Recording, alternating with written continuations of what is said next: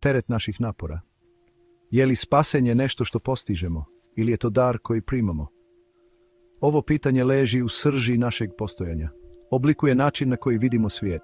Određuje kako živimo svoje živote. Mnogi od nas možda nesvjesno žive kao da se spasenje zarađuje.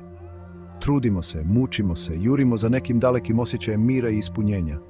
Vjerujemo da ako se dovoljno potrudimo, ako smo dovoljno dobri, onda možemo osigurati vlastito spasenje.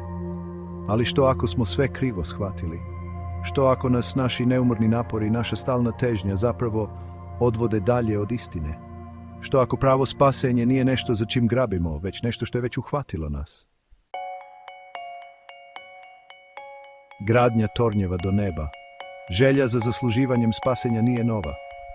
Kroz povijest, kulture i religije su nudile puteve do prosvjetljenja do neba, do nirvane.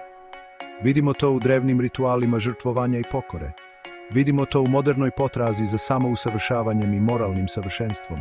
Čak i sekularni pokreti poput klimatskog aktivizma nose odjeke ove želje. Temeljna poruka je često ista. Čovječanstvo je slomljeno i na nama je da se popravimo. Gradimo tornjeve dobrih djela nadajući se da ćemo dosegnuti nebo. Stvaramo zamršene sustave pravila i propisa, vjerujući da će nam savršena poslušnost podariti mir. Kobna mana oslanjanja na sebe. Ali postoji kobna mana u ovoj beskrajnoj potrazi za samospasenjem. Ukorijenjena je u aroganciji. Pretpostavlja da mi u svojoj ograničenoj mudrosti i nesavršenom čovječanstvu imamo sposobnost premostiti beskonačan jaz između sebe i Boga. Vjerujemo da smo sposobni postići ono što je sami po sebi oduvijek bilo nemoguće. Istina je, ne možemo spasiti sami sebe. Naši najbolji napori, naša najveća postignuća, poput su prljavih krpa u usporedbi s savršenom Božjom pravednošću. Potpuno smo ovisni o nečemu ili nekome izvan nas samih.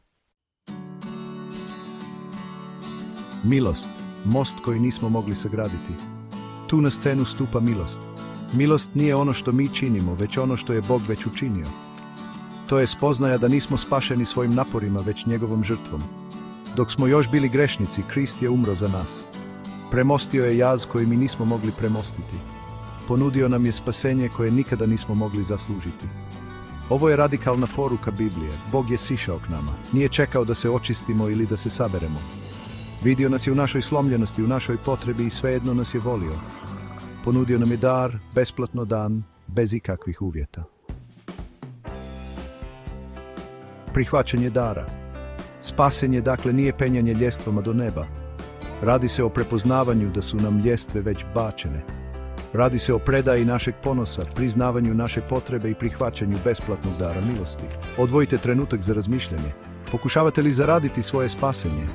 Jeste li iscrpljeni od beskrajnog ciklusa napora i stalnog neuspjeha da se mjerite s očekivanjima? Ako jeste, potičem vas da se opustite. Prihvatite dar koji vam je već dan. Odmorite se u završenom djelu Isusa Krista. Voljeni ste, pošteno vam je, spašeni ste.